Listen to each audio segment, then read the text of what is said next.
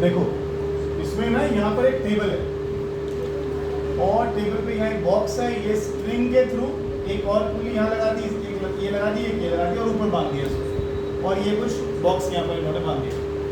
इसका मास है m1 और इसका मास है m2 और वो आपसे पूछता है in terms of m1, m2 and g find the acceleration of both blocks. दोनों ब्लॉक्स का एक्सेलरेशन निकालिए। इस तरह के क्वेश्चन में थोड़ा ध्यान रखना। मान लो तुम, अभी तो मैं इसको प्रूव नहीं करवा रहा हूँ, बाद में मैंने इसको प्रूव कराने के लिए रखा हुआ है, मैं इसका अभी फिलहाल समझा देता हूँ। मान लो ये बॉक्स 10 सेंटीमीटर आगे सरका था, तो ये जो धागा देख रहे हो ये भी तो लंबाई में 10 सेंटीमीटर बढ़ गया।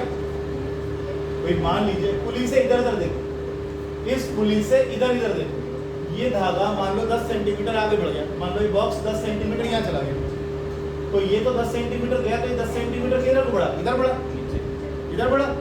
लेकिन क्या ये 10 सेंटीमीटर नीचे बढ़ गया? नहीं, इसमें दो आर्म्स है यहाँ पर, 5 ये बढ़ेगा और 5 ये बढ़ेगा। ओवरऑल धागे की ओवरऑल लंबाई कितनी बढ़ गई? 10। ओवरऑल ये बॉक्स कितना आ गया? 5। तो 5 सॉरी हो जा रहा है, ये कितना आगे आ गया? मान लो 10 सेंटीमीटर आगे आ गया। तो ये ओवरऑल जो धागा है पूरा ये वाला कितना बढ़ गया? 10 सेंटीमीटर। 5 इधर और 5 इधर। एक चीज का तो इसमें ध्यान रखना, कभी भी ऐसा हो कि जब ये बॉक्स ऐसे जाए और पुली इस तरीके से हो, इसमें एक पुली लगाने के बाद, तो अगर इसका डिस्प्लेसमेंट x है तो इसका डिस्प्लेसमेंट x/2 आएगा, यानी ये बॉक्स x/2 नीचे जाएगा, सॉरी x/2 नीचे जाएगा। अगर ये x आगे जाएगा तो ये x/2 नीचे जाएगा। क्लियर है जी? दूसरा, जितना एक्सेलरेशन इसमें पैदा होगा, ये डिराइव करना पड़ेगा मुझे, फिलहाल याद कर लेते हैं। जितना एक्सेलरेशन इसमें पैदा होगा उसका आधा एक्सेलरेशन इसमें पैदा होगा। 1 सेकंड में कोई मुश्किल चीज भी नहीं है। ये मान लो 1 सेकंड में 10 गया आगे, ये 1 सेकंड में कितना गया? 5। मान लो इनिशियल वेलोसिटी 0 है, मान लो इनिशियल वेलोसिटी 0 है, इनिशियल वेलोसिटी 0 से यहाँ तक आता है तो कुछ वेलोसिटी मेंटेन कर ली होगी इसने, क्योंकि इसमें डिस्टेंस चला 10, लेकिन उतना ही इसने क्या करा? इसमें 5 ही चला उस टाइम। इसकी जो वेलोसिटी में चेंज आएगा वो इसका आधा है। तो इसमें अगर एक्सेलरेशन a पैदा होगा तो इसमें एक्सेलरेशन कितना पैदा होगा? a। इसे समझाने के लिए बाद में विद प्रूफ लिख देंगे हम इसको। अभी मैं केवल एक बार 8 चैप्टर का थ्योरी खत्म कर रहा हूँ, फिर उसके बाद बहुत सारे करेंगे न्यूमेरिकल्स। इतना हो गया। अब इक्वेशंस बनाना शुरू करते हैं। देखो जरा, अब इनकी इक्वेशन बनाना शुरू करते हैं। इसमें धागे में टेंशन कितनी है? इस बॉक्स को कौन खींच रहा है? सिर्फ T। और कोई है? और कोई है? नहीं, नहीं है, बॉक्स तो कोई नहीं है। ठीक है, तो इसमें जो T है वो क्या पैदा करेगा? एक्सेलरेशन। मान लो ये a एक्सेलरेशन से आगे जा रहा है।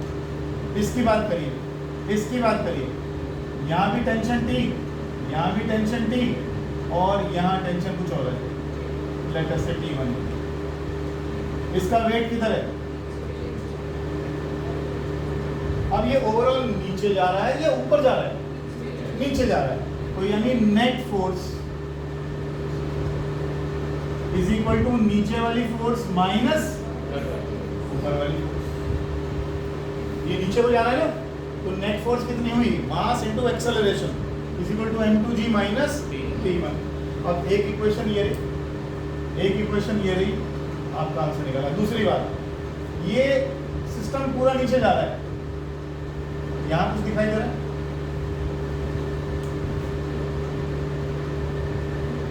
हाँ, T1 किसके बराबर आ रहा है?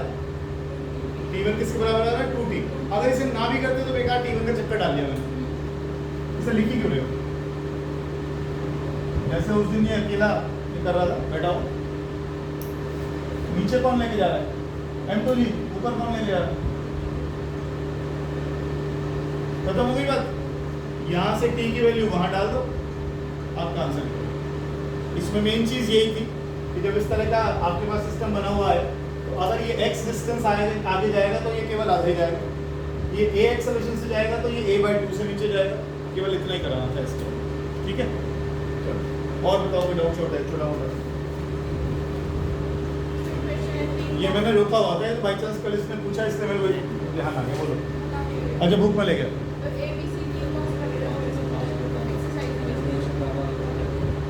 ये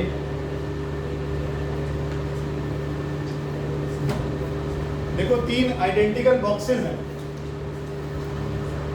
आइडेंटिकल जब वो बोलता है, इसका मतलब तीनों के तीनों बॉक्स सेम मास के हैं। तो बेटा रिएक्शन फोर्स वाला ये और कुछ है नहीं, ये तीनों मास के रखे हैं m, m और m, और तीनों पर फोर्स लगा दी गई है F। ठीक है, सबसे पहले तो एक ही चीज निकलेगी, एक्सेलरेशन फोर्स अपॉन मास। इसमें तो कुछ था नहीं, फोर्स अपॉन मास। अब कहता है what force does A apply on B? What force does A, पहले इसी को निकालो, ये A, ये B और ये C। कितनी फोर्स A B पर लगाएगा? कितनी फोर्स A B पर लगाएगा? B पर नहीं लगाएगा वो। जब फोर्स A की बात करेंगे, जब देखो थोड़ा बड़ा बना देता हूं,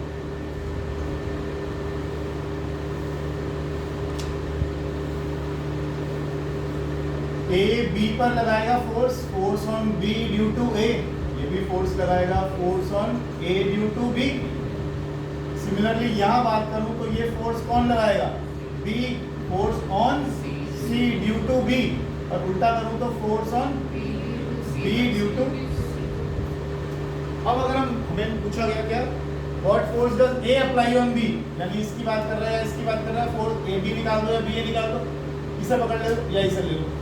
अगर मैं A का फ्री बॉडी डायग्राम बनाता हूँ, A पर फोर्स कितनी लग रही है? ये लग रही है। इस पर वापस फोर्स कौन सी लग रही है? F A B। अगर मैं इस बीच वाले को लेता हूँ B को, तो B पर फोर्स इधर से कौन सी लगी? F B A। और इधर से कौन सी लगी? F B C, है ना? इस पर फोर्स कितनी लगी? इधर से लगी सिर्फ F C B, और तो कोई नहीं है।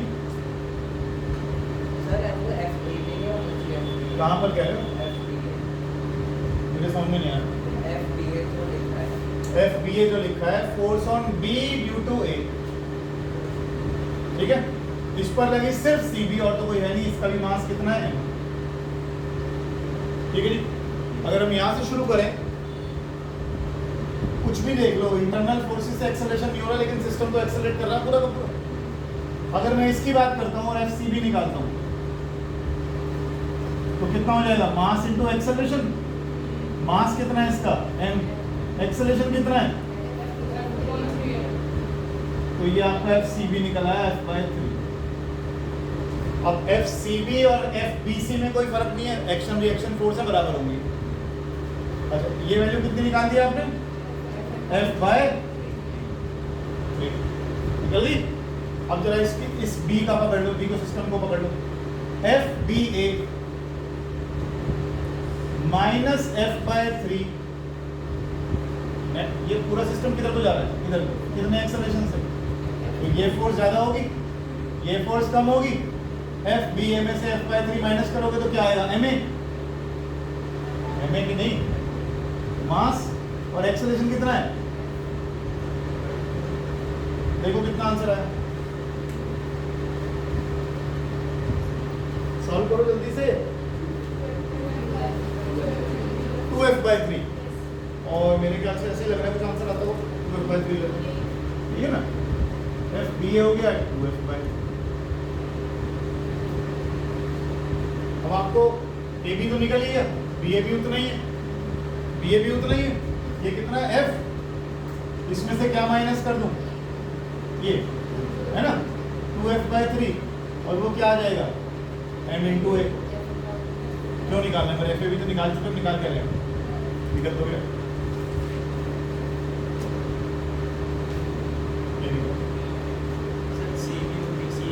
एक ही बात है, जितनी B ने C पे फोर्स लगाई उतनी C ने B पे लगाई, कोई फर्क नहीं पड़ा दोनों, एक सी बात। और क्या कह रहे हो? 2f/3 कैसे आया?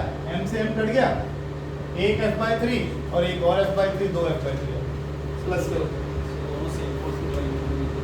एक्शन रिएक्शन सब एक्शन रिएक्शन। आप दीवार पे घूसा मारेंगे, दीवार उतनी तो फोर्स लगाएगी या फिर पड़ेगी हम पे? जितनी फोर्स आप लगाओगे उतनी फोर्स हमको दीवार लगाएगी आपको।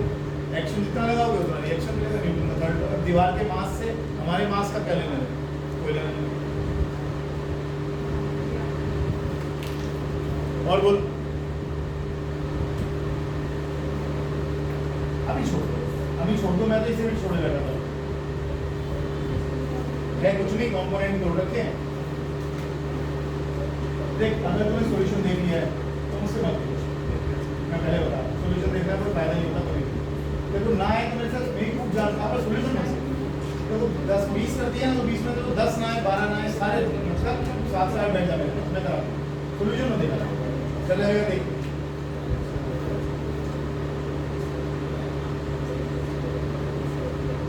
देखना एक क्वेश्चन और देखो। A wooden block of mass 2 kg rests on a soft horizontal floor.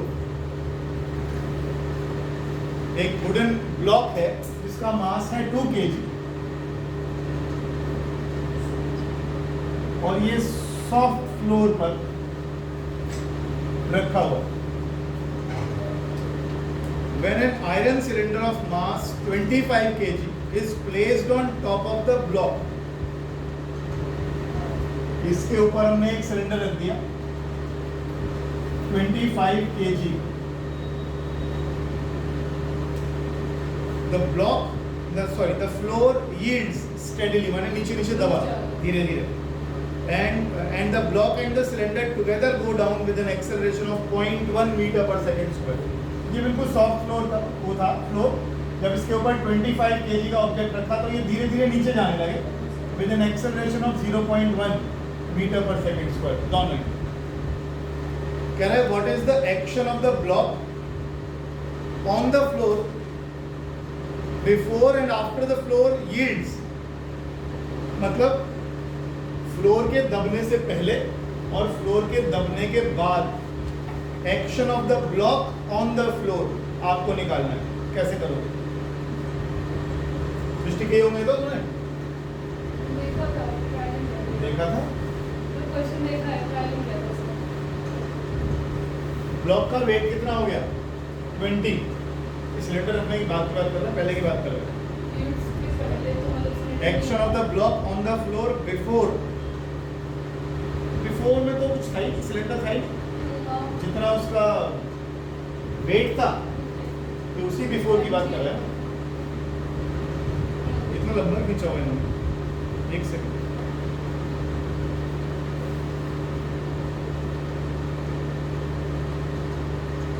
ठीक है, इसमें कुछ है।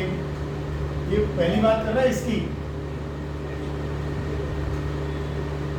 पहले केस में पूछ रहा है what is the action of the block on the floor. Action of the, अब आप क्या पढ़ते थे 9th क्लास से? आपने एक बॉक्स रखा, बॉक्स का वेट क्या लगाएगा? बॉक्स का वेट क्या लगाएगा? एक्शन लगाएगा। तो ग्राउंड किसको रिएक्शन देगा? ऊपर रिएक्शन देगा। तो आपसे क्या पूछ रहा है? Action on the floor.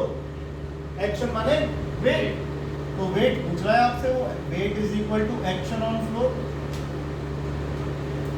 और वेट किसके बराबर हो गया? mg। g को अगर मैं 10 लेता हूं तो 20 तो नॉर्मल रिएक्शन में कितना हो जाएगा? 20। लेकिन ये 20 कटेंगे नहीं, क्योंकि एक्शन किस पर लगा?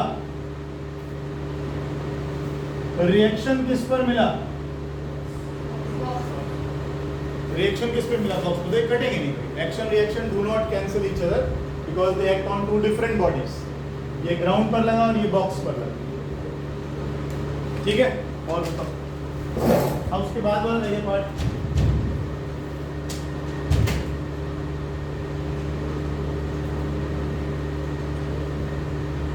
बाद वाला पार्ट रह गया। जब दोनों नीचे जा रहे हैं, कोशिश करो खुद करने की, कोशिश करो खुद करने की। दोनों को एक सिस्टम मानकर नीचे भेजो विद ए एक्सेलरेशन। दोनों को एक सिस्टम मानकर नीचे भेजो विद ए एक्सेलरेशन। नीचे की तरफ जा रही है इसका मतलब नेट फोर्स किधर है? नीचे की तरफ। नीचे की तरफ क्या लग रहा है इसका? Weight mg। ऊपर की तरफ क्या लग रहा है? Normal reaction. और इसकी वजह से ये कहाँ को जा रहा है? नीचे। मास कितना हो गया? ये मास कितना है? हाँ निकाल 267.3। हाँ जी बिल्कुल। ये भी दे रखा है, ये भी दे रखा है। निकल गया। बेटे रानी आगे आ जाओ, इस एक चेयर पे।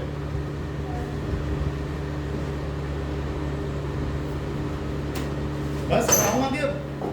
हुए?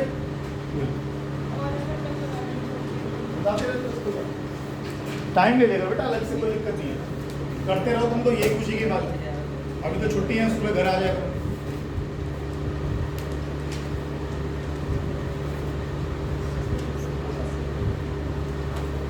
आज दीक्षा फिर गायब हो गई है, इतनी छुट्टियां करती है।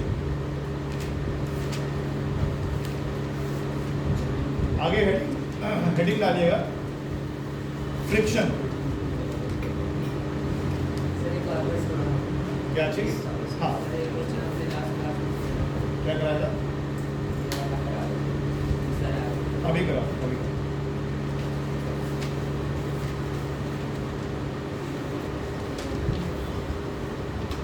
ये दोनों कितने के लिए हो गए? 27। अब ये दोनों नीचे वेट लगाएंगे, लेकिन हो क्या रहा है, इस बार फ्लोर इतना हार्ड नहीं है कि इसको झेलेगा, है ना? तो इसका मतलब ये नीचे की तरफ जा रहा है। इसने बोला है कितना एक्सेलरेशन से नीचे जा रहा है? 0.1। अब ये मैं सोच के फ्लोर है कुछ है, उससे तुझे कोई लेना देना नहीं। पूरा सिस्टम नीचे की तरफ जा रहा है, कितने एक्सेलरेशन से? 0.1। यानी ये नीचे की तरफ क्या लग रही है इसमें? Net force. अब मुझे ये बता, एक्शन कौन लगाएगा? पहले एक्शन कौन लगा रहा है? वेट। अभी भी एक्शन कौन लगाएगा? वेट। कितना वेट है इसका? 27 × 10 mg लगा रहा है। उस वेट में से क्या चीज माइनस कर दूं मैं ऊपर को लगने वाला? mg minus r will give you a net downward force। Values डालो। ठीक, चलूं आगे।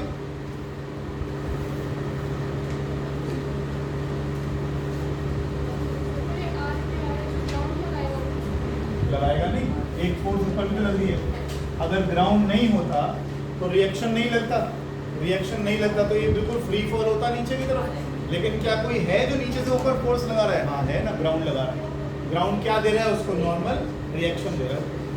ग्राउंड हटाओ, देखो जो अभी क्या इक्वेशन लिखी थी आपने, mg minus r is equal to ma। जैसे ही आप ग्राउंड हटाओगे, मान लो आपने ग्राउंड खींच लिया नीचे से, नीचे खींच लिया तो नॉर्मल रिएक्शन कितना हो गया? 0। mg किसके इक्वल आ गया? ma। a किसके इक्वल आ गया? g। हम तो यही बात कह रहे हैं कि जैसे ही ग्राउंड हटाओगे फ्री फॉल होएगा।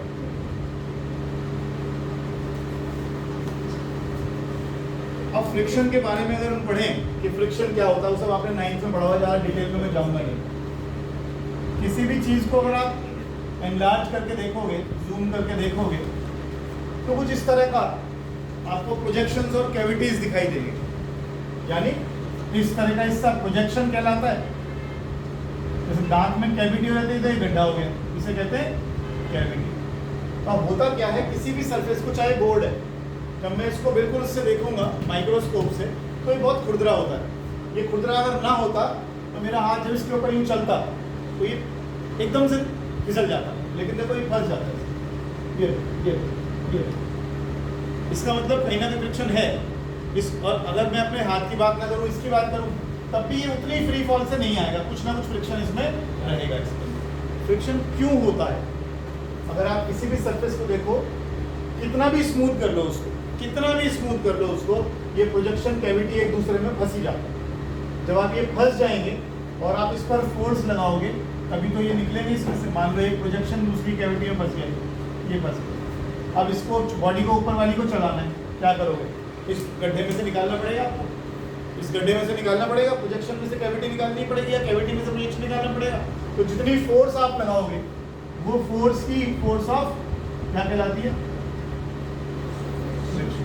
देखते हो जब दीवारों पर पेंट होता है, जब नई नई दीवारें बनती हैं, तो दीवारें कितनी खुरदरी होती हैं। फिर पेंटर आता है, पेंटर क्या करता है, उस दीवार में वो यहाँ पर वो होता है, बिरला पुट्टी बोलते हैं उसको, बेसिकली एक फिलर होता है, तो फिलर को भरता है। फिलर भर के क्या कर रहा है वो इन गंडों को भरने की कोशिश कर रहा है कि प्रोजेक्शंस और कैविटी जितने भर जाए उतने अच्छे, कैविटी जितनी भर जाए उतनी अच्छी। अब ये प्रोजेक्शन भी किसी काम के नहीं है, प्रोजेक्शन तो चुभ रहे हैं, फिर वो क्या करता है सैंड पेपर लेता है एक बार और वो उससे रगड़ देता है, तो वो क्या करता है इसके सारे दांत तोड़ देता है ऊपर से। तो वो क्या करने की कोशिश कर रहा है, इसको चिकना करने की कोशिश कर रहा है, पॉलिशिंग करते हैं, पेंट करते हैं, सब जगह यही स्थिति होती है, सब जगह यही स्थिति होती है। हम क्या कर रहे हैं, फ्रिक्शन को कम करने की कोशिश कर रहे हैं, जीरो नहीं कर सकते आप। सरफेस ऐसा बना ही नहीं सकते जिसमें फ्रिक्शन हो ही ना, ऐसा आप कर ही नहीं सकते। तो ये फोर्स ऑफ फ्रिक्शन है। अच्छा, कांच की जो लेयर होती है, एक ग्लास की प्लेट ले ली मैंने, एक और ग्लास की प्लेट ले ली।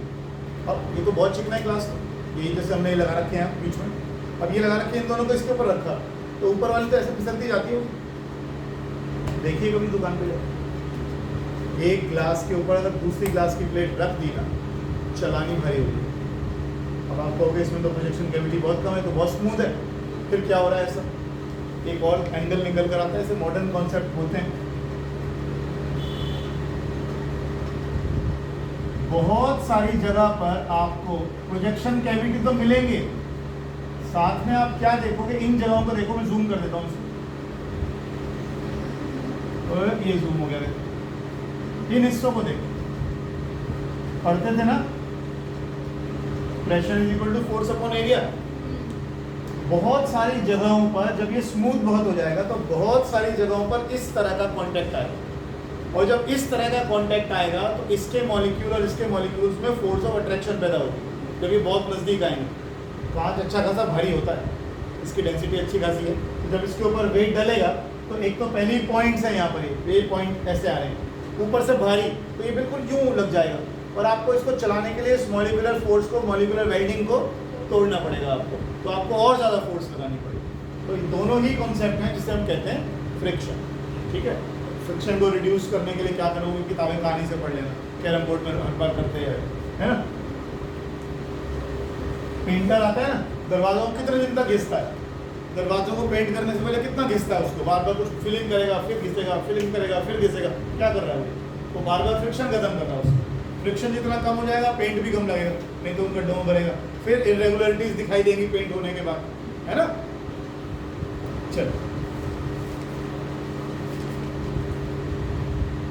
अब फ्रिक्शन पढ़ क्यों रहे, फ्रिक्शन कितने तरह का होता है, ये सब चीज़ें यहाँ पर आएंगी। देखिए, अगर हमने एक टेबल ले लिया, टेबल के ऊपर एक बॉक्स रख दिया और यहाँ पे कोई कंटेनर लगा दिया, समझ लो, और हम क्या करते जा रहे हैं, इस पर थोड़ा वजन रखा, ये नहीं चला, ये बॉक्स नहीं चला, हमने फिर थोड़ा सा वजन रखा, ये नहीं चला, थोड़ा और रखा, नहीं चला, हम फोर्स बढ़ाते जा रहे हैं, लेकिन ये चल नहीं रहा है, चल नहीं रहा है। फिर हमने और थोड़ा लगाया, नहीं चला, और थोड़ा लगाया, नहीं चला, लेकिन जैसे ही मैंने अगला वाला कॉइन थोड़ा सा रखा इस पर, ये बॉडी हिलनी शुरू हो गई, माने इसको हम बोलते हैं body is on the verge of motion, body चलने की हालत में आ गई कि अब आपने अगली बार हल्का सा भी लगाया ना तो ही चल गई, बिल्कुल मतलब तैयार खड़ा है मामला, अब चलेगी मैक्सिमम। ठीक है, शुरुआत में देख रहे थे क्या हो रहा था, शुरुआत में आपने फोर्स अप्लाइड और फ्रिक्शन, आपने फोर्स लगाई नहीं, ध्यान रखिएगा, फ्रिक्शन को हम बोलते हैं सेल्फ एडजस्टिंग फोर्स, फ्रिक्शन है सेल्फ एडजस्टिंग फोर्स। आप फोर्स नहीं लगाओगे, ये सेल्फ एडजस्ट करता है अपने हिसाब से, आपने फोर्स नहीं लगाई,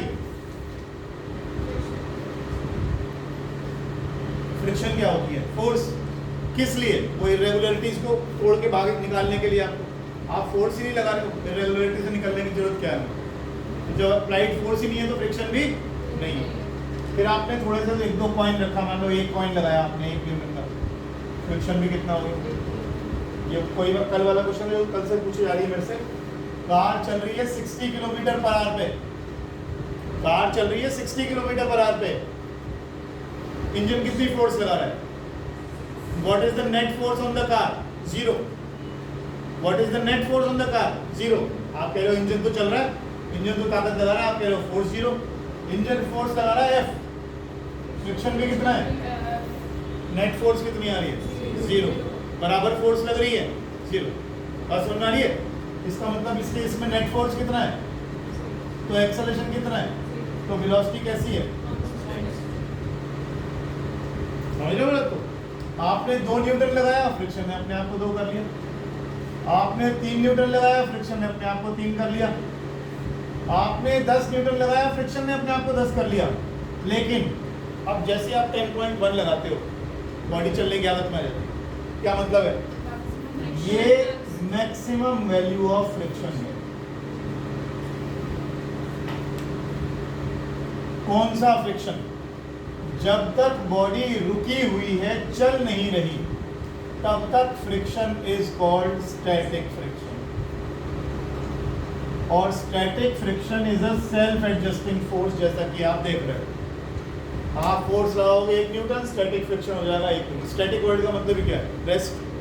स्टैटिक का मतलब ही क्या है? रेस्ट। जब तक बॉडी रेस्ट पर है, आप अप्लाइड फोर्स बढ़ाइए और बढ़ाइए और बढ़ाइए, फ्रिक्शन और बढ़ गया बढ़ गया बढ़ गया, फ्रिक्शन बैलेंस करने की कोशिश करेगा।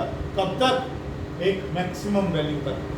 तो ये जो मैक्सिमम वैल्यू ऑफ फ्रिक्शन नहीं बोलूंगा मैं, क्या बोलूंगा? Static friction. इसको हम क्या बोलते हैं? Limiting friction. फ्रिक्शन कहाँ पे लग रहा है? फ्रिक्शन आपके मोशन को अपोज कर रहा है। आप इसे आगे को धकेल रहे हो, ये पीछे को जा रहा है। बॉक्स पे आप ऐसे फोर्स लगा रहे हो, ये ऐसे लगा रहा है पीछे, तो रोक रहा है इसको चलने। ठीक है ना? ये आपकी अप्लाइड फोर्स, ये आपका फ्रिक्शन। जब तक ये बॉक्स हिला नहीं, तब तक तो ये स्थिति बनी रही।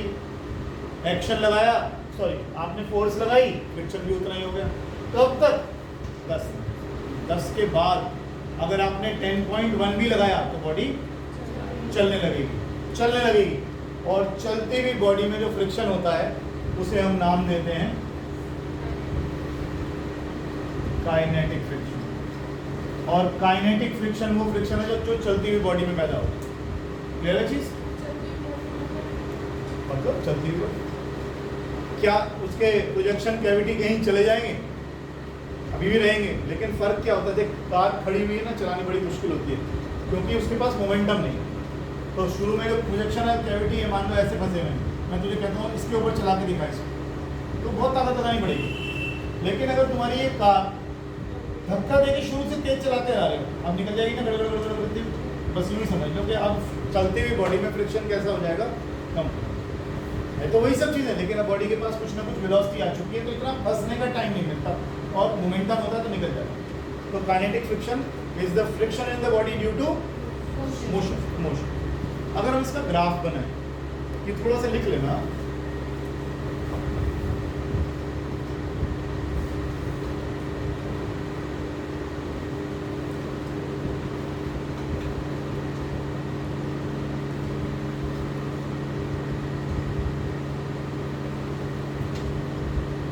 इस तरह का ग्राफ आएगा। इधर की तरफ हमने ले लिया फ्रिक्शन F, और इधर की तरफ आ गया अप्लाइड फोर्स कैपिटल F। ये है लिमिटिंग फ्रिक्शन, ये है काइनेटिक फ्रिक्शन, और ये है स्टैटिक फ्रिक्शन। देख ध्यान से, यहां तक स्ट्रेट लाइन आ रही है ऑलमोस्ट। आप अप्लाइड फोर्स बढ़ा रहे हो, फ्रिक्शन बढ़ रहा है, अप्लाइड फोर्स बढ़ा रहे हो, फ्रिक्शन बढ़ रहा है, अप्लाइड फोर्स बढ़ा रहे हो, फ्रिक्शन बढ़ रहा है। लेकिन जब आप बिल्कुल मैक्सिमम वैल्यू पे पहुंच जाओगे, तो बॉडी चलने की हालत में आ गई, body is on the verge of motion. उसके बाद फ्रिक्शन एकदम से कम होएगा, और जब बॉडी चलने लगेगी तो बॉडी का काइनेटिक फ्रिक्शन ये होगा, it is less than the maximum value of friction.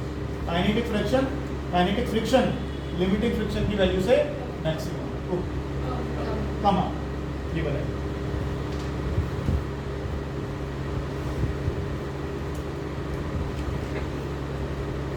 ये सब लिख लेना, static friction self adjusting force है।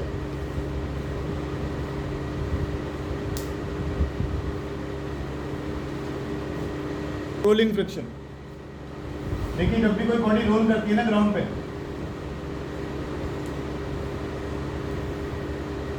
तो वो क्या करती है, मामूली सा या तो अपने आप को डिफॉर्म कर लेगी या ग्राउंड को थोड़ा सा ऐसे दबा देगी, हल्का सा, भले वो माइक्रोस्कोपिक लेवल पे हो, किसी भी लेवल पे हो, लेकिन करती है। ट्रेन भी करती है, अपनी पटरी को हल्का सा नीचे को दबाती है, या अपनी शेप को थोड़ा सा, मामूली की बात कर रहा हूँ, कभी यूँ सोचो कि टायर की तरह दिखेगा, ऐसी शेप हो जाती है उसकी, थोड़ा सा ग्राउंड को क्या कर देती है, उसकी शेप बदल देती है नीचे से। अब हर बार उसके सामने आगे बढ़ने के लिए क्या है, ये हम्प जैसा नहीं हो जैसे गाय बैल के सिर पे होता है, कमर पे, हर बार जब भी उसको रोल करके आगे जाना होगा, इस हम्प पे चढ़ना होगा, और यही है, और हम्प पे चढ़ना होगा तो क्या लगाएगा वो, फोर्स, और वही फोर्स क्या है, रोलिंग फ्रिक्शन। ठीक है, हमेशा रोल करना आसान ही रहता है स्लाइड करने के मुकाबले। क्या करें, लिमिटिंग फ्रिक्शन, लिमिटिंग फ्रिक्शन।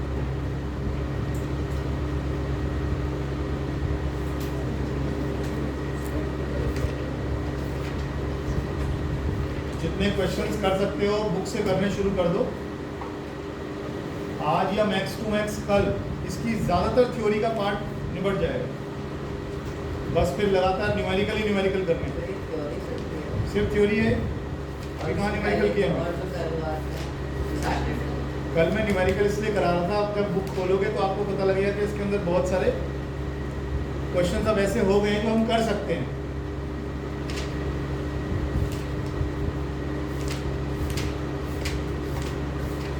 ज़्यादा नहीं है, मैक्स टू मैक्स एक क्लास और लगेगी बस। लिखो laws of limiting friction.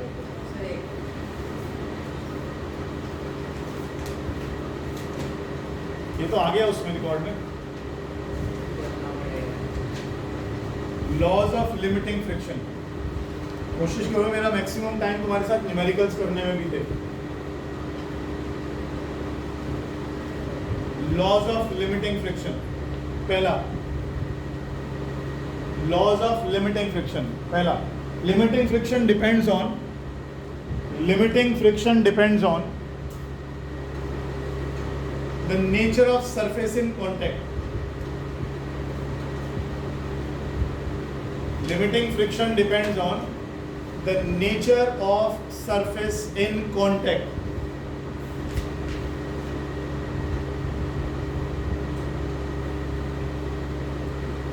and their state of roughness, and their state of roughness.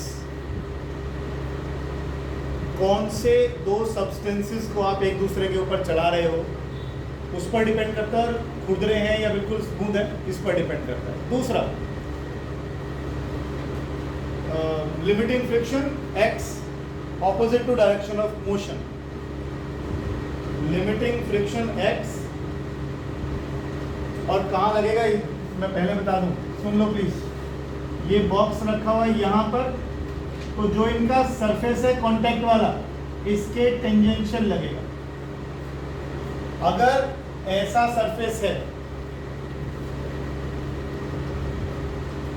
अगर सरफेस ऐसा है तो बॉक्स ऐसा रखा होगा इंक्लाइंड सरफेस पर, तो बॉक्स और इसके बीच में ये जो सरफेस है इसके टेंजेंशियल लगेगा। ये ध्यान रखना, ठीक है ना, ये जो तुम्हें मालूम भी है, मोशन इधर होएगा तो ये टेंजेंशियल ऐसे जाएगा। लिख लीजिएगा। तीसरा लिखिएगा वैल्यू ऑफ लिमिटिंग फ्रिक्शन, दूसरा था limiting friction acts opposite to direction of motion, बस इतना लिखो, opposite to direction of motion, limiting friction acts opposite to direction of motion. तीसरा लिखो limiting friction is independent of, limiting friction is independent of area of contact,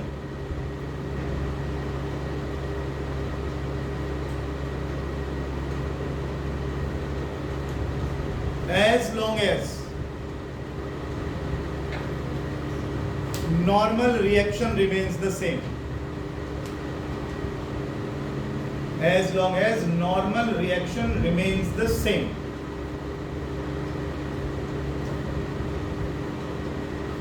और last जो सबसे important है, जो न्यूमेरिकल्स में आएगा आपका fourth, limiting friction is directly proportional to,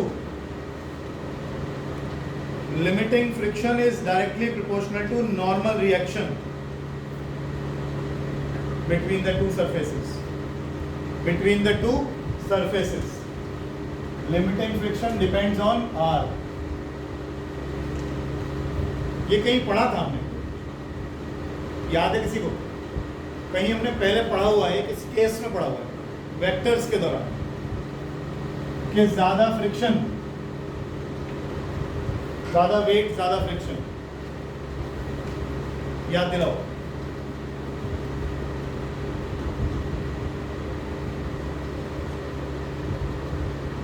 याद करो। It is easier to pull और पुश अ लॉन्ग रोलर। तो हमने क्या किया था, हमने पहले पुश किया, मान लीजिए ऐसे, तो हमने पुश के कंपोनेंट तोड़े थे, फिर एफ कॉस थीटा और एफ साइन थीटा। आपके पुश की वजह से फोर्स का एक कंपोनेंट नीचे चला गया था और वेट भी नीचे था, तो नीचे की तरफ उसका जो नेट फोर्स है या नेट वेट है वो क्या हो गया था, वो बढ़ गया था। और नेट वेट बढ़ जाएगा तो क्या बढ़ जाएगा, नेट वेट बढ़ जाएगा तो क्या बढ़ जाएगा, फ्रिक्शन बढ़ जाएगा। और फ्रिक्शन बढ़ जाएगा तो आपको धकेलना, पुश करना मुश्किल हो जाएगा। ये हमने उस टाइम करा था। अब आप देखिए, बॉक्स को मैंने किस पे रखा हुआ है, ग्राउंड पर, इसका वेट किधर है, mg नीचे, नॉर्मल रिएक्शन किधर को मिलेगा, तो r किसके इक्वल है, mg, r किसके इक्वल है, mg। जितना ज़्यादा वेट उतना ज़्यादा रिएक्शन, जितना ज़्यादा वेट उतना ज़्यादा रिएक्शन। और लिमिटिंग फ्रिक्शन किस पे डिपेंड कर रहा है, r। ये बात ध्यान रखें, ठीक है। और जब भी हम डायरेक्टली प्रोपोर्शनल को कन्वर्ट करते हैं,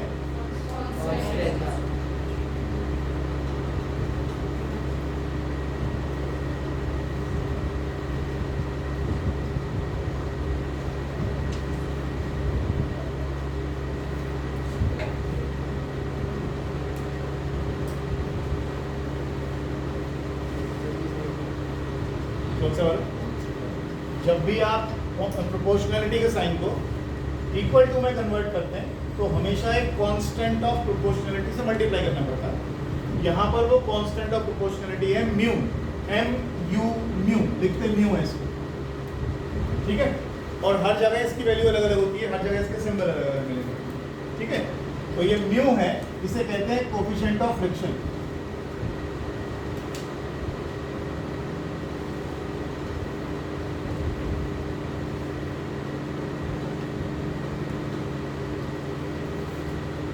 ठीक है जी, ये क्या है, लिमिटिंग फ्रिक्शन। फ्रिक्शन क्या है, फोर्स, और ये क्या है, नॉर्मल, ठीक है।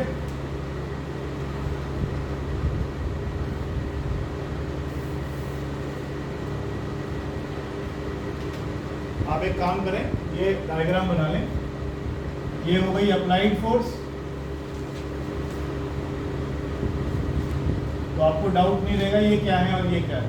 और ये आ गया आपका फ्रिक्शन।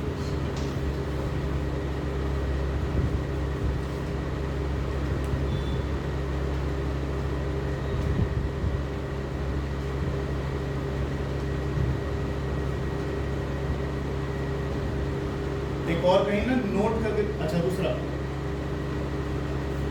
अगर ये स्टैटिक फ्रिक्शन है तो हम S यूज कर लेंगे, अगर ये काइनेटिक फ्रिक्शन है तो हम F K यूज करेंगे, ठीक है ना।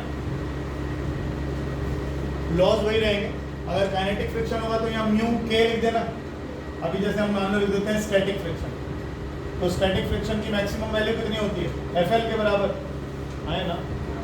आप FL अच्छे लिखने में इंटरेस्टेड नहीं है तो स्टैटिक फ्रिक्शन की क्या लिख दो यहाँ पर, मैक्सिमम वैल्यू। मुझे कोई फर्क नहीं पड़ता, जैसे बुक में लिखा होगा वैसे लिखो।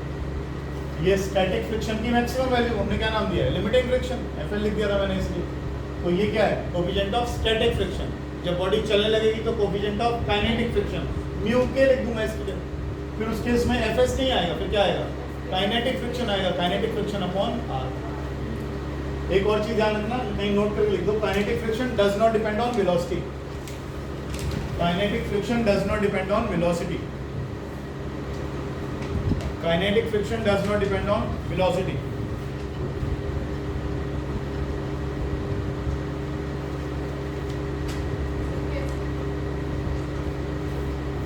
ये जो सब चीजें हम लेते हैं जो नॉर्मल वेलोसिटी की बात कर रहे हैं यहाँ पर।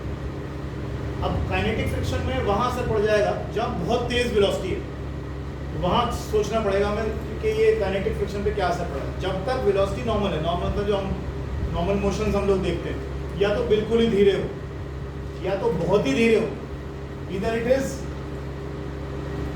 टू फास्ट और टू स्लो, तो फिर मुझे देखना पड़ेगा कि मॉलिक्यूलर लेवल पे कितनी ज़्यादा स्लो है, कितनी ज़्यादा तेज है, फिर वहां पर असर पड़ना शुरू होएगा। वो केसेस हमें लेने नहीं होते। जब तक स्पीड नॉर्मल से चल रही है, बहुत ज़्यादा तेज नहीं है और बहुत ही ज़्यादा धीरे नहीं है, तब तक हमारा काइनेटिक फ्रिक्शन जो है वेलोसिटी पर डिपेंड नहीं करता। आप सोचो कि 40 की स्पीड पे चल रहा हूँ तो फ्रिक्शन अलग है, और 70 की स्पीड पे चल रहा हूँ तो फ्रिक्शन अलग है, ऐसा कुछ नहीं। ठीक है, काइनेटिक फ्रिक्शन स्पीड पर डिपेंड नहीं।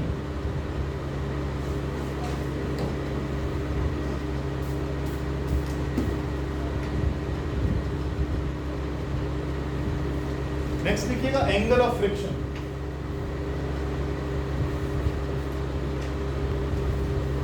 Angle of friction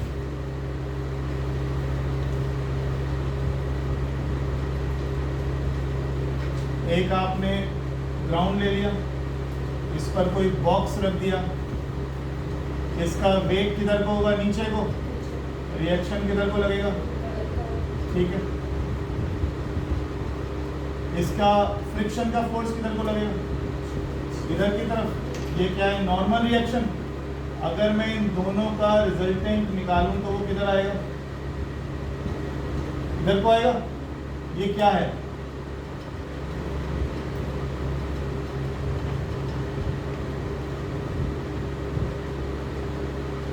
are and F. ये जो एंगल है ना, इसे बोलते हैं एंगल ऑफ फ्रिक्शन। देख लो इसे। वेट किधर को होगा, वेट किधर होगा, नीचे ना, और अप्लाइड फोर्स किधर को होगी, मान लो इधर। ये क्या आ गया,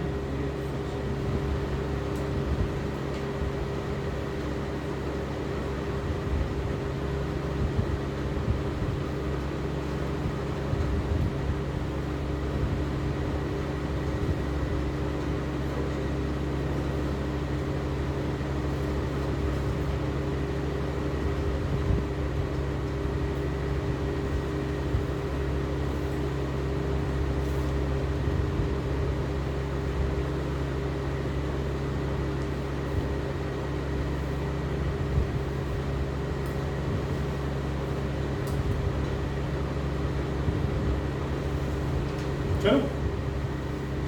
अब डिफाइन अगर करना हो, define angle of friction, school में कई बार वेतु का सवाल पूछ लेता हूँ। It is the angle between the resultant of normal reaction and friction force with normal reaction. Resultant और नॉर्मल रिएक्शन के बीच का ही एंगल होता है, ठीक है। अच्छा, इसी में अगर हम बात करें, लेट अस से ये O है, ये A, ये B, ये C। अगर मैं यहाँ पर आपसे कहूँ tan थीटा निकालिए तो किसके बराबर आएगा, परपेंडिकुलर अपॉन बेस। AB किसके बराबर है, OB किसके बराबर है, OB किसके बराबर है, R। इसे अभी पढ़ के नहीं आए हो, देखना पीछे, एक सेकंड पहले पीछे पढ़ा, इसको बोला था म्यू। क्या ये स्टैटिक फ्रिक्शन का वैल्यू नहीं है, तो tan थीटा किसके बराबर आ गया,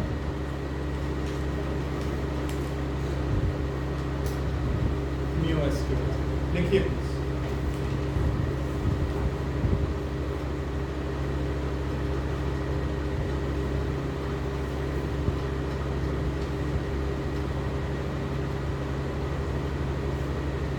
फिर मैं आपको कह दूं ये F लिमिटिंग फ्रिक्शन की ही बात कर रहा हूँ, ऐसे लिख लो, स्टैटिक फ्रिक्शन के मैक्सिमम वैल्यू लिख लो, आपकी मर्जी। हम यहाँ पर मैक्सिमम की बात करके चलते हैं।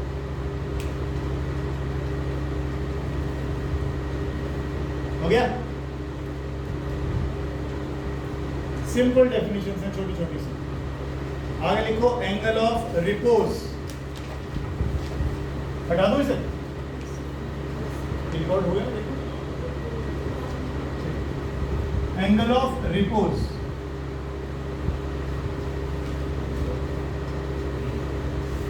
REPOSE।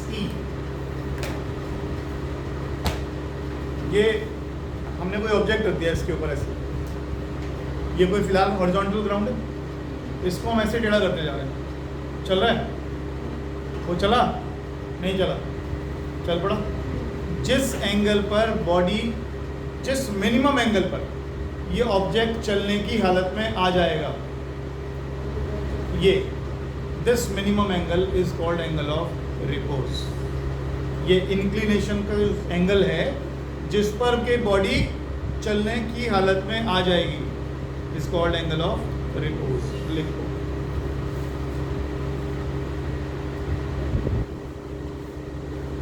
it is the minimum angle, it is the minimum angle that an inclined plane, it is the minimum angle that an inclined plane makes with the horizontal.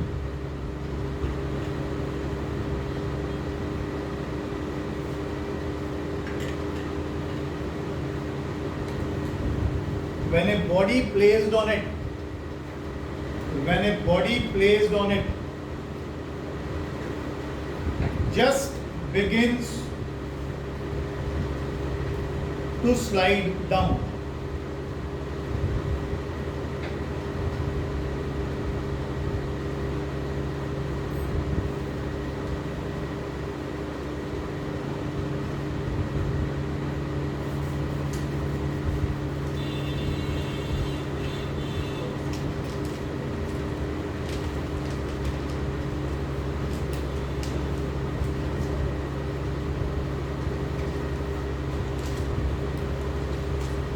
देखो सर, पहली बार देख लो, फिर उसके बाद करते रहना तो समझ में। ये एंगल आ गया 5, इसका वेट किधर होगा? ठीक है ना? क्या हो गया? कुछ गलत तो नहीं था? तो वेट किधर आ गया? इधर। ठीक है ना? कुछ भी पढ़ा दो तुम, कैसी बातें करते हो तुम लोग यार।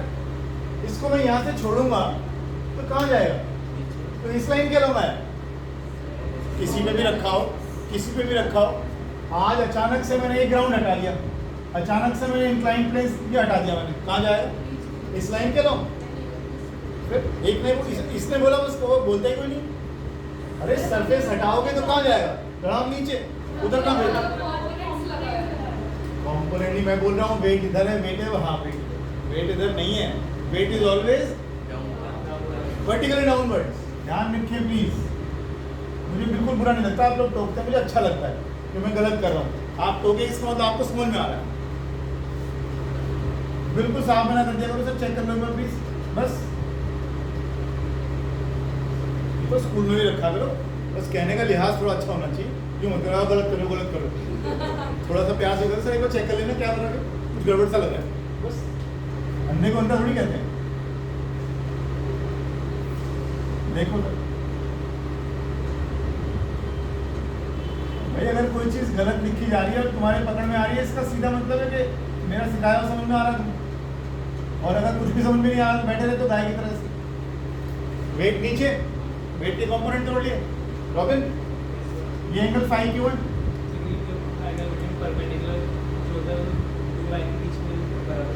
जो एंगल दो लाइंस के बीच में होता है वही उन पर डलने वाले परपेंडिकुलर्स के बीच में।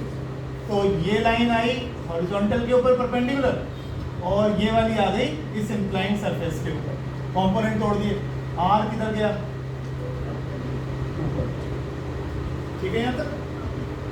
अगर ये बॉडी नीचे आ रही है तो फ्रिक्शन की डायरेक्शन क्या है?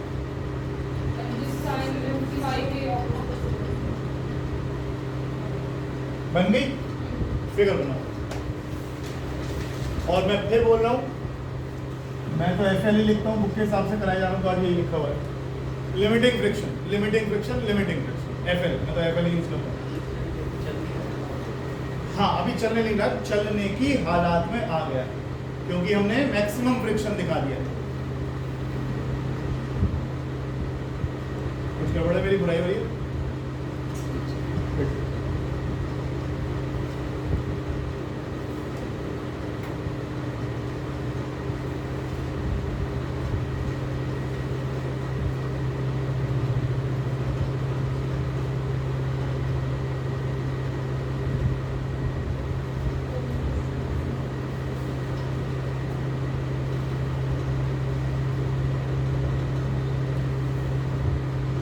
देखो, अगर ये बॉडी चलने की हालत में, अभी चल नहीं रही है, body is on the verge of motion, चलने की हालत में, क्योंकि मैक्सिमम फ्रिक्शन लगा दिया आपने, इसने तो इसको रोका हुआ होगा, बैलेंस किया होगा, mg cos थीटा ने।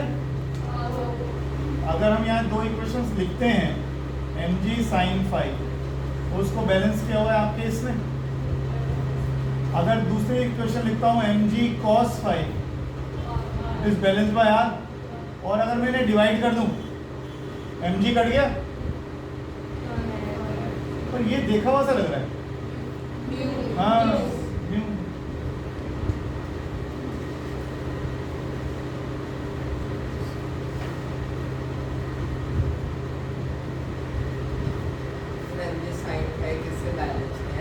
mg sin फाई इससे, जब भी किसी चीज को देखते हो ना ऐसे, तो उस पर लगने वाली सारी फोर्सेस देखो हॉरिजॉन्टल में और वर्टिकल में। सुनो पहले।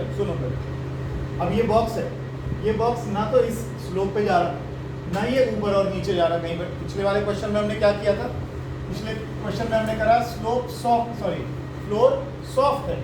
सॉफ्ट है तो जब आपने उसके ऊपर 25 किलो का सिलेंडर रखा तो फ्लोर नीचे की तरफ को चला गया विद सम एक्सेलरेशन। लेकिन यहाँ तो ऐसा कुछ नहीं देख रहे, हम सिर्फ क्या देख रहे हैं, इंक्लाइंड सरफेस है, इस पर बॉडी नीचे आ रही है या बॉडी ऊपर पे जा रही है, यही हो रहा है। अब अगर बॉडी, ये क्या है, ये है क्या? ये फोर्स, कौन सी फोर्स? ये वेट का वो कंपोनेंट है जो इस बॉक्स को नीचे खींच कर ला रहा है। जो दिख रहा है वही हो रहा है, इसमें कुछ नई चीज नहीं है। वेट किधर लग रहा है? नीचे। लेकिन वेट का एक कंपोनेंट ऐसा है जो इसको सरफेस के अलोंग यूं खींच कर ला रहा है। क्या कोई इसको रोकने वाला है? अगर सरफेस में ये ना होता तो ये नीचे आता। कितनी फोर्स से नीचे आता? mg sin फाई से नीचे आता, कोई रोकने वाला नहीं था। और अगर mg sin फाई से नीचे आता तो ये किसके बराबर होता? Net force. फोर्स किसके बराबर होती है? ma। तो उस केस में आपका g sin फाई किसके बराबर होता? a। ये भी ध्यान रखना, भी करवाऊंगा सारी चीजें, अब आ गया तो बता ही देता हूं। लेकिन इस बार ये रुका हुआ है, चलने की हालत में है, और इसको किसी ने तो बैलेंस किया होगा। वो कौन है? फ्रिक्शन। वो मैं यहाँ पर, तो tan of angle of repose, ये क्या था? Angle of repose is equal to coefficient of stretch.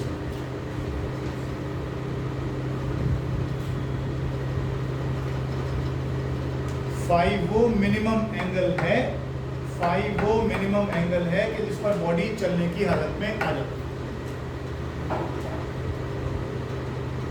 जो इधर पे फोन करने को लाइट आ गई, मैं अगर पास में है ना, कौन है?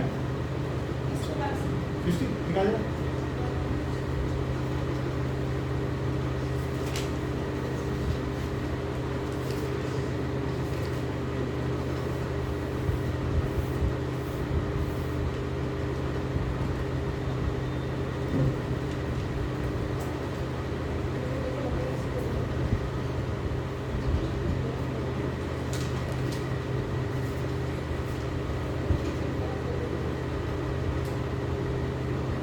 से बच्चे देख रहे हैं।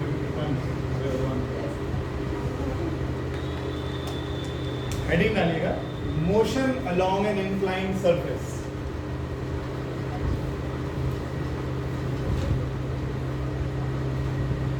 motion along an inclined plane, motion along an inclined plane. क्या फर्क है?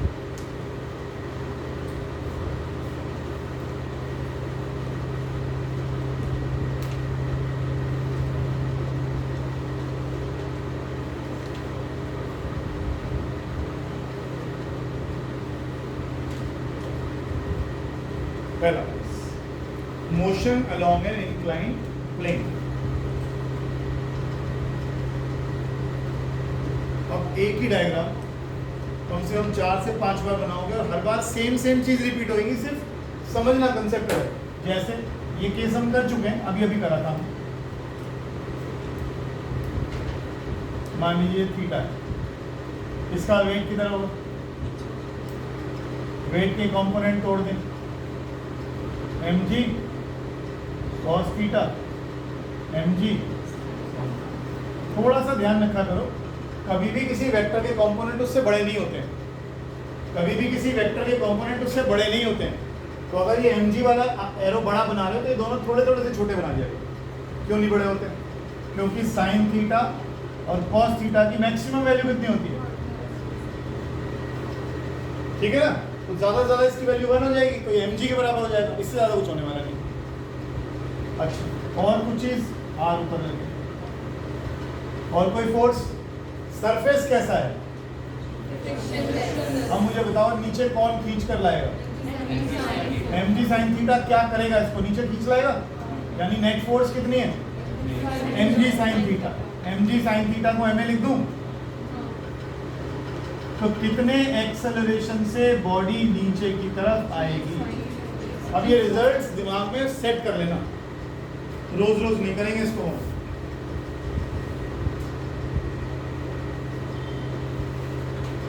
और ऑब्वियसली देखने से पता लग रहा है R is balanced by mg cos theta. आगे चलते हैं.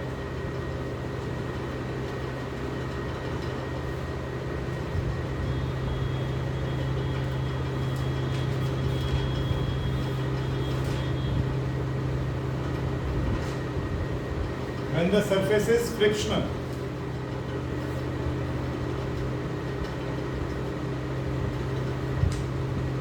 alpha angle of repose,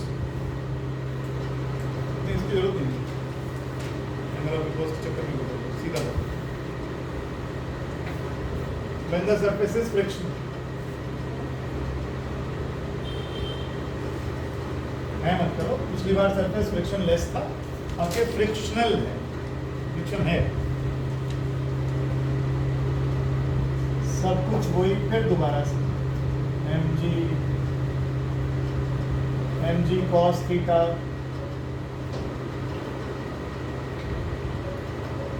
mg sin theta. और अगर बॉक्स नीचे लेकर जाएगा बॉडी को तो फ्रिक्शन किधर खींचेगा? ऐसे ऊपर की तरफ. और f s max लिख दो या fl लिख दो, वो आपकी मर्जी. बनाओ इक्वेशन बनाओ. मैं रुका हूँ. एक्सेलरेशन निकालो इस बार कितना है. मैं रुका हूँ, आप लोग निकालो एक्सेलरेशन कितना आएगा और फ्रिक्शन कितना आएगा. एक और चीज सुनोगे? एक मिनट सुनो. ये तो कर लिया ना, ये तो कर लिया ना. अगर बॉडी हॉरिजॉन्टल सरफेस पर रखी हुई हो, बेटा एक बार देख ले. अगर बॉडी हॉरिजॉन्टल सरफेस पर रखी हो और आपने अप्लाइड फोर्स लगाई हो कैपिटल F, m मास की बॉडी है, वेट किधर होगा? Normal reaction. ठीक है. फ्रिक्शन पीछे की तरफ. अगर मैं फ्रिक्शन की बात करूं तो फ्रिक्शन कितना होगा? फ्रिक्शन कितना होगा? आज ही आपने फॉर्मूला लिखा है μ = F/r. कंफ्यूजन बिल्कुल मत करो. एक ही फॉर्मूला पढ़ा है आपने. F क्या है? Frictional force. R क्या है? Normal reaction. तो F का फॉर्मूला क्या बन गया? और R किसके इक्वल है? तो फ्रिक्शन कितना हो गया? mg. कहीं बॉक्स बना के इसको लिख देना. अभी रुको. हॉरिजॉन्टल सरफेस के इसमें R कितना हो गया? mg. जब इंक्लाइंड सरफेस है तो R किसके इक्वल है? ये बात ध्यान. आदत पड़ी हुई होती, रटी हुई होती है. Friction is equal to μr. Friction is equal to μr. अरे R तो देख लो किसके इक्वल है. अगर हॉरिजॉन्टल सरफेस पे रखा हो तो R और mg बराबर. इंक्लाइंड सरफेस पे रखो। बेटा अंदर आ जा बच्चे, अंदर आ जा, फैन लाइट बंद कर दे।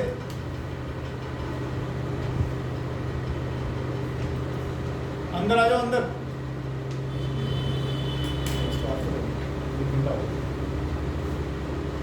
मेरी बात समझ में आ रही क्या कह रहा हूँ? ठीक है ना, यहाँ आ जाओ सेकंड बेंच। 11 के 20 मिनट की चल रही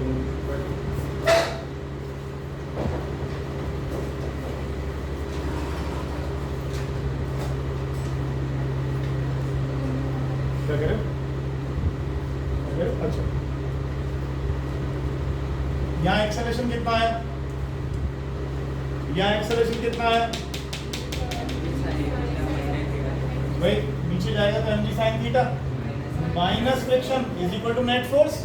करते हैं mg sin theta minus friction is equal to ma। ma माने लिख देना कहीं पर, net force mg sin theta. Friction किसके इक्वल है? अरे फ्रिक्शन किसके इक्वल है? Mu are.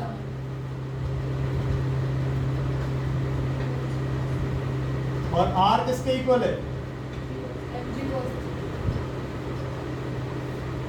अगर मैं सब में से m काट दूं तो एक्सेलरेशन कितना आया? पिछली बार से ज्यादा या पिछली बार से कम? पिछली बार आया था सिर्फ g sin थीटा, और अब की बार g sin थीटा से भी कम आया, उसमें से भी कुछ माइनस कर दिया। बेटा अंदर आ जाओ प्लीज, फैन बंद करके अंदर आ जाओ, फैन लाइट यहीं आ जाओ। एसी चल रहा है बेटा, यहाँ आ जाओ। g sin theta minus mu g cos theta.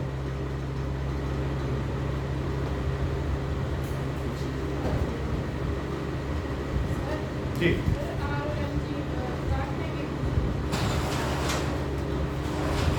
mg cos theta क्या है?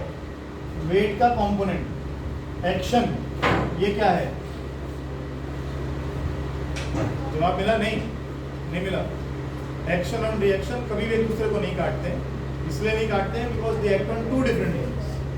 mg लगी फोर्स ग्राउंड पर, ग्राउंड ने रिएक्शन दिया ऊपर, किस पर? बॉक्स पर। तो अलग अलग चीजें कटेंगे नहीं कभी। इक्वेट किया ना मैंने। इस बार रिएक्शन, इस बार एक्सेलरेशन से नीचे आ रहा है ना, इसलिए बात कर रहे हैं। पूछो क्या पूछना चाह रहे? इक्वेट किया है मैंने।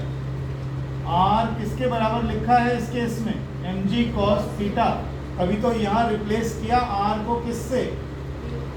इक्वेट किया हुआ है, अभी तो रिप्लेस हुआ, नहीं तो कैसे रिप्लेस होता? तो इस बार पहले बार से भी कम आया।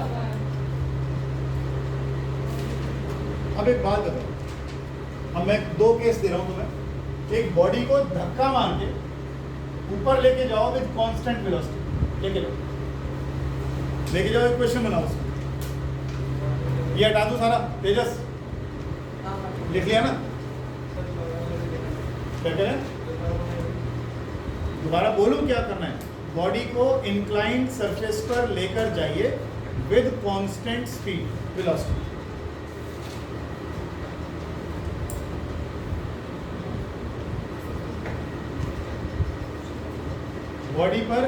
बॉडी को इंक्लाइंड सरफेस पर ऊपर लेकर जाइए विद कांस्टेंट स्पीड।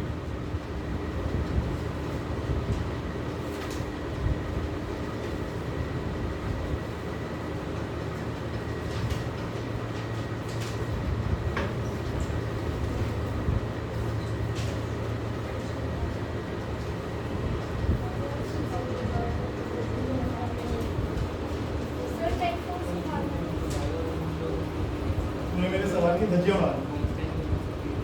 मैंने बोला constant velocity, acceleration 0, net force 0।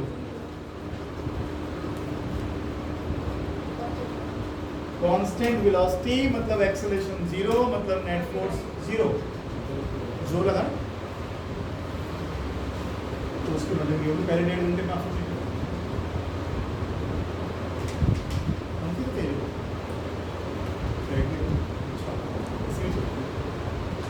más हाँ यार रोज के आपको अच्छा चलिए शुरू करें।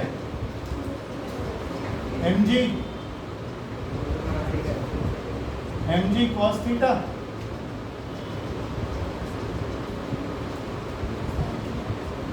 mg।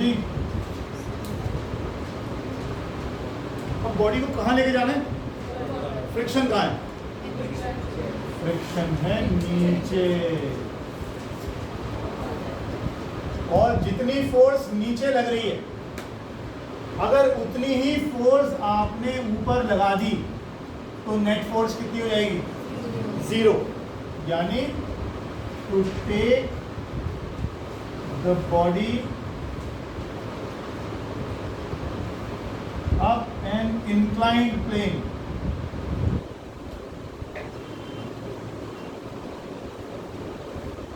with constant velocity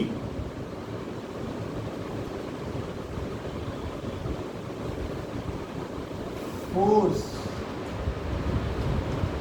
required F is equal to mg sin theta plus friction। और इंक्लाइंड प्लेन पर फ्रिक्शन किसके बराबर? कॉमन फ्रिक्शन हमेशा म्यू आर, और आर किसके बराबर? mg cos theta.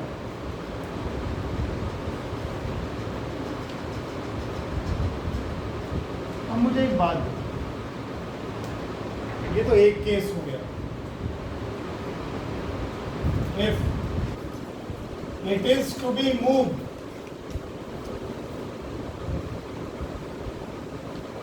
with acceleration, अब अगर इसे मुझे ऊपर लेकर जाना है और एक्सेलरेशन भी लगाना है तो कितनी फोर्स लगाऊं?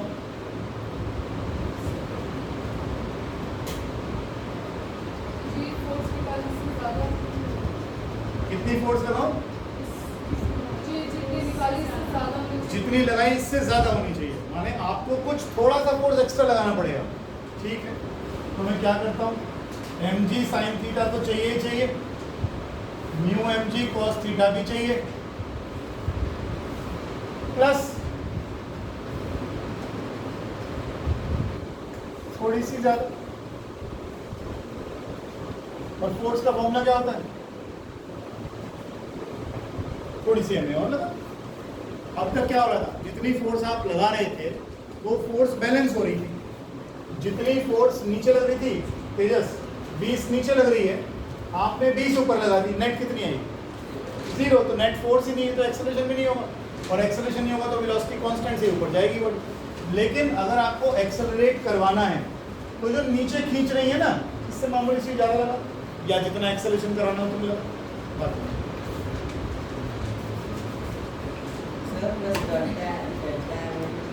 डेल्टा एन क्या होता है?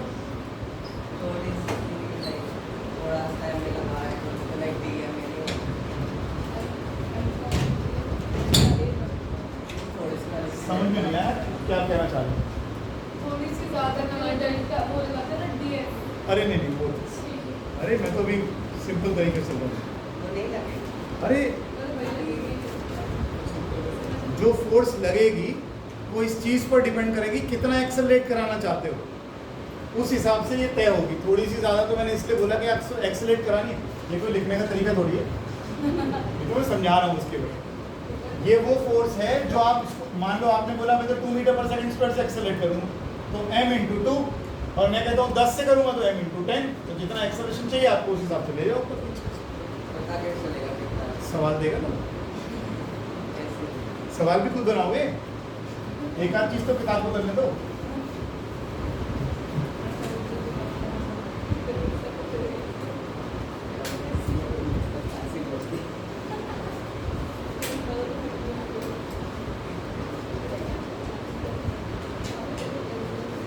कई बार ना बुक में जब आप क्वेश्चन करोगे, अब क्योंकि करना शुरू कर दिया तो मैं बता ही देता हूँ, कई बार वो स्लोप को इस तरीके से देता है, slope of 1 in 10, slope of 1 in 20, इस तरह का स्लोप देता है। नमन बैठ जाओ। स्लोप ऑफ 1 in 10, 1 in 20 इस तरह का स्लोप देता है। इसका मतलब क्या है? इसका मतलब ये है कि ये साइन थीटा की वैल्यू है। इसका मतलब स्लोप इतना है कि जब आप स्लोप के ऊपर 10 मीटर चले जाते हो ना, तो ग्राउंड से आपकी ऊंचाई 1 मीटर हो जाती है। समझ रहे हो? क्या कभी देखे हो गाड़ी चौक पे आपकी गाड़ी चढ़ती है, साइकिल भी चढ़ा लेते हो ना? कभी देखा पुल ऐसा बना हुआ? सोच के देखो, क्योंकि इसका 1 in 20 स्लोप कैसे होते हैं? धीरे धीरे चढ़ती है ना गाड़ी। पहाड़ पे जो सड़कें काट काट के बनाई जाती हैं, उसका स्लोप बड़ा हल्का रखा जाता है। कहीं कहीं होता है 20-30 डिग्री हो गया, 30 डिग्री में गाड़ी उल्टी आने को तैयार हो जाती है, बहुत ज़्यादा हो जाता है। तो वो क्या करते हैं, स्लोप भी देखकर बनाया जाता है कि कैसे चढ़ेगी गाड़ी ऊपर। तो ये स्लोप क्या मतलब, अगर आप 1 मीटर ऊपर चढ़ना चाहते हैं तो आपके पास कितना ग्राउंड अवेलेबल है चलने के लिए? तो आप 10 मीटर स्लोप पे चलोगे, तब आप 1 मीटर ग्राउंड से ऊपर उठोगे। तो ये क्या हो गया, परपेंडिकुलर। ये क्या हो गया, हाइपोटेन्यूज। तो साइन थीटा की वैल्यू कितनी है? ये कोई पूछने वाला नहीं है, वहाँ तो आप क्वेश्चन में यूज करोगे, स्लोप दे देगा आपको सीधा, स्लोप ऑफ 1 in 10। 1 in 10 का मतलब क्या है? वो साइन थीटा की वैल्यू देगा। ठीक है, लिख लेना।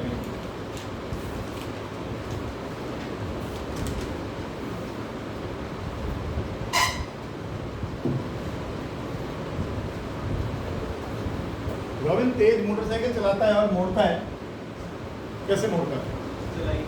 चल मान ले चला, कैसे मुड़ेगा? बस हैंडल ऐसे कर देगा, चलते चलते बैठे बैठे थोड़ा लीन हो जाते हैं ना, झुक जाते हैं ना थोड़ा एक तरफ को। क्यों? उससे मोटरसाइकिल चलाते हो, देखिए रेस नहीं देखी कोई बाइक मोटरसाइकिल की रेसिंग कभी देखी नहीं आज तक? अरे इतना झुका देते हैं कि उनके नीज जो होते हैं ना, उस फ्लोर उस ग्राउंड ट्रैक पे टकरा रहे होते हैं। फिर क्यों मुड़ क्यों रहे? मुड़ने से क्या हो रहा है? लिखो, बेंडिंग। और अगर मुड़ रहे हैं तो फिर गाड़ी में क्या होता हो? गाड़ी को कैसे मुड़ोगे? रजनीकांत चलाएगा फिर 2 पहिए पे ऐसे करनी पड़ेगी। अगर शार्प टर्न लेना है तो कैसे लोगे? सोचो ना इस बात को।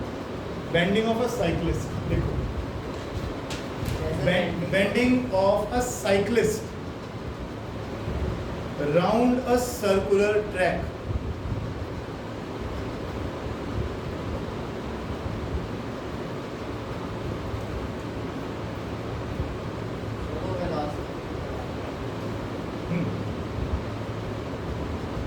ठीक है, बस आज इतना ही करेंगे और इससे ज़्यादा नहीं करेंगे। समझो, नहीं मैं जान ही रहा हूँ, लिखवा नहीं रहा, जान नहीं रहा हूँ, लिखवा नहीं, बस समझ लो पहले। ये कोई ट्रैक आ गया, बेंड हो रहा है। अब सामने से साइक्लिस्ट दिखाई दे रहा है आपको। लेटेस्ट से उसका ये ड्राइंग थोड़ा ध्यान से देखो, अच्छी है ना? बस सामने से उसका पहिया हो गया और हैंडल हो गया। तेरे टेस्ट के नंबर दोबारा भेजूंगा मैं।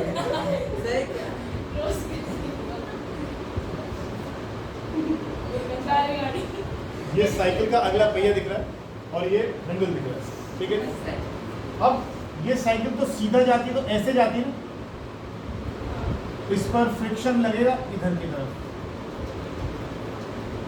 एक बात बताओ, कोई भी चीज है, पहले दिन से पढ़ते आ रहे हो, गोल गोल घूमने के लिए क्या जरूरत पड़ती है? Centripetal force. बारी वाले बता रहे हैं, हम पढ़े लिखे हैं। सेंट्रीपिटल फोर्स, सेंट्रीपिटल फोर्स का फॉर्मूला भी बता रहे।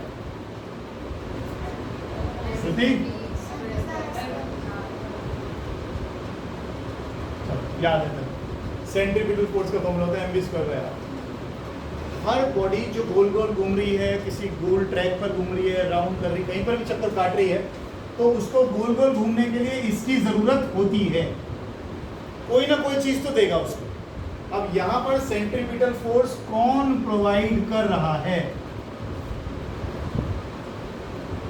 सेंट्रीपिटल फोर्स की डायरेक्शन याद है? Towards the centre. तो टुवर्ड्स द सेंटर यहाँ पर कौन चीज लग रही है? फ्रिक्शन। तो यहाँ पर फ्रिक्शन जो है ना, वो सेंट्रीपिटल फोर्स दे रहा है। फिलहाल हम ये मानकर चल रहे हैं कि साइक्लिस्ट बेंड नहीं होना चाहता, ये इधर को बेंड नहीं होना चाहता। बेंड होएगा जब देखेंगे क्या मिलता है एक्स्ट्रा उसको। फिलहाल ये बेंड नहीं होना चाहता, बेंड नहीं होना चाहता तो फ्रिक्शन क्या देगा उसको, सेंट्रीपिटल फोर्स देगा। ठीक है, फ्रिक्शन विल प्रोवाइड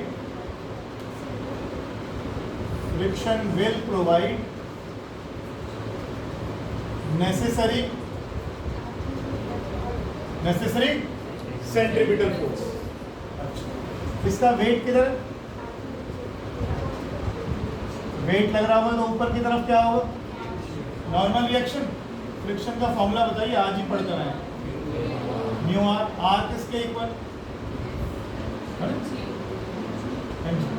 ठीक है ना। फ्रिक्शन क्या दे रहा है,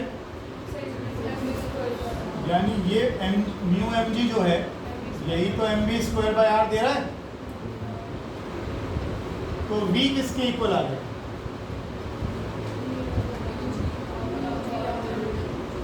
ये बेसिकली v क्या है, v सेफ है। कितनी सेफ वेलोसिटी से आप बिना बेंड हुए किसी मोड़ पर टर्न ले सकते हैं, किसी मोड़ पर टर्न ले सकते हैं। ये वो सेफ वेलोसिटी है जिससे आप बिना साइकिल वाले को ऐसे झुकाए, बेंड किए, अंदर बेंड किए बिना ही आप इतनी सेफ वेलोसिटी से टर्न ले सकते हैं। बरसात हो जाती है ना, तो आपको क्या देखने को मिलता है, जब रेन होती है तो आपका जो म्यू होता है ये कैसा हो जाता है, ये क्या है म्यू, कोफिशिएंट ऑफ फ्रिक्शन। कहते हो ना जब बरसात हो गई तो गाड़ी धीरे चलाओ, साइकिल धीरे चलाओ, फिसल जाओगे। तो ये क्या हो रहा है, जब आप मान लीजिए रोज आप 20 मीटर पर सेकंड से मोड़ देते हैं, आज भी आपने मोड़ दिया, लेकिन कल का म्यू अलग था और आज जब बरसात होगी तो उसका म्यू कम हो गया, तो आपकी वी सेफ भी कैसी होनी चाहिए, ऑब्वियसली 20 से कम होनी चाहिए। तो रोज आप बिना बेंड हुए 20 मीटर पर सेकंड से टर्न ले जाते हैं, कोई दिक्कत नहीं है। लेकिन जिस दिन बरसात हो गई उस दिन आपका कोएफिशिएंट ऑफ फ्रिक्शन कैसा हो गया, कम। अगर ये कम हो गया तो आपको सेफ भी कम करनी चाहिए अपनी, इसीलिए कहते हैं बरसात में मोटरसाइकिल स्कूटर आपको धीरे चलानी चाहिए, क्योंकि आपका वी कैसा हो जाएगा, म्यू कैसा हो जाएगा, कम, तो वी भी कैसा हो जाएगा, कम। जितना छोटा टर्न होगा आपकी वी भी उतनी ही कम होगी, समझते हो। अचानक से यूं आ जाए बैंड, तेज मोड़ लोगे, धीरे करते हो, ये तो लॉजिकल चीज़ें हैं, इसमें कोई मुश्किल चीज़ नहीं है। अचानक से बैंड यूं होके यूं हो जाए, अचानक से। कई जगह दिल्ली में लिखा हुआ है sharp turn ahead, drive slowly, लिखा रहता है। क्यों लिखा रहता है, अगर वो ऐसे जाएगा तो हो सकता है वो यूं चला जाए। ऐसा होता है, कई बार एक्सीडेंट्स होते हैं। अभी पीछे वो पाकिस्तान में हुआ था परसों, टीवी में आ रही थी न्यूज़, तो एक बैंड था ऐसे करके रोड मुड़ रही थी कहीं, फ्लाइट ये रिकॉर्ड तो हो ही गया।